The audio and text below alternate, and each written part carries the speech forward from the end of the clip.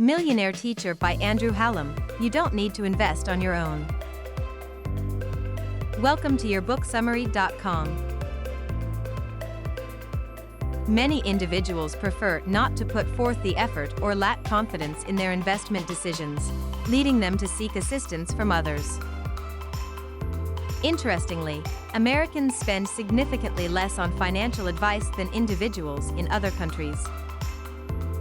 With the accessibility of the internet, a growing number of people have become aware that financial professionals on Wall Street earn profits by marketing actively managed mutual funds. If you're looking for investment guidance, consider Vanguard Funds.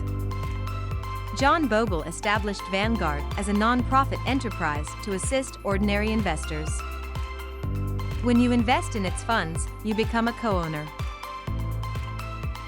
However, choosing from Vanguard's extensive list of index funds or ETFs can overwhelm some investors, leading them to seek additional guidance.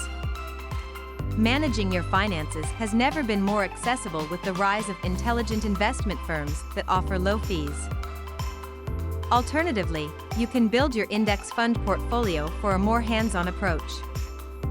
I hope you found the information about Millionaire Teacher by Andrew Hallam.